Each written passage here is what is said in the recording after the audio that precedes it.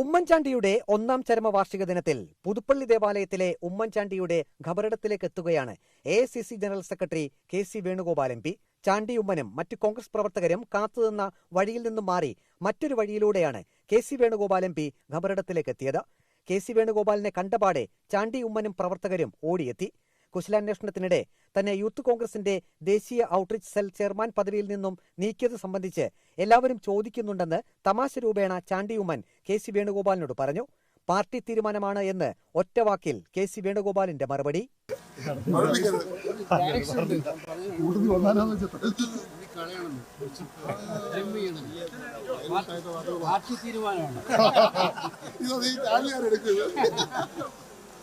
Oommen Chandy രോഗശയ്യയിലായിരുന്നപ്പോൾ KC Venugopal നൽകിയ സഹായങ്ങൾ ചാണ്ടി ഉമ്മൻ നന്ദിയോടെ അനുസ്മരിച്ചു.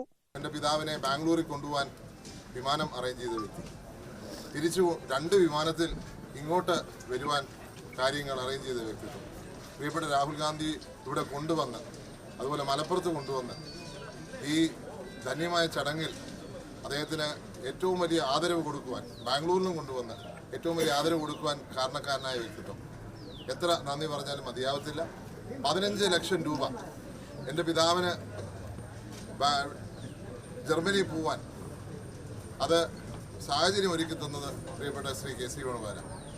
എല്ലാ സമയത്തും അദ്ദേഹത്തിൻ്റെ കാര്യവിവരങ്ങൾ അന്വേഷിച്ചും ഒക്കെ അദ്ദേഹം മുന്നോട്ട് പോയിരുന്നു. ഉമ്മൻചാണ്ടിയുടെ ഛായാചിത്രത്തിന് മുന്നിൽ KC വേണുഗോപാൽ പുഷ്പാർച്ചന നടത്തി.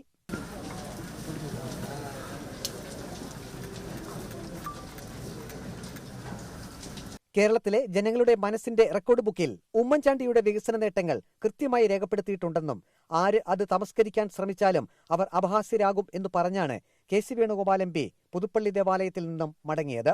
അങ്ങനെ വിസ്മരിപ്പിക്കാൻ ശ്രമിക്കുന്നവർ സ്വയം അപഹാസ്യരാകുകയേ ചെയ്യുള്ളൂ. കാരണം കേരളത്തിലെ ജനങ്ങളുടെ മനസ്സിന്റെ റെക്കോർഡ് ബുക്കിൽ ഉമ്മൻചാണ്ടിയുടെ വികസന നേട്ടങ്ങൾ കൃത്യമായി രേഖപ്പെടുത്തിയിട്ടുണ്ട്. ആരത് തമസ്കരിക്കാൻ ശ്രമിച്ചാലും ആ തമസ്കരിക്കാൻ ശ്രമിക്കുന്നവർ സ്വയം അപഹാസ്യരായിട്ട് പോകുന്ന ചിത്രമേ ഉണ്ടാവുള്ളൂ. അവർ വലിയ വിഡ്ഢികളാണ്. വീഡിയോ ജേർണലിസ്റ്റ് അജി കുടുംബനൊപ്പം reporter Praveen Purushothaman, in reporter, Kottayam.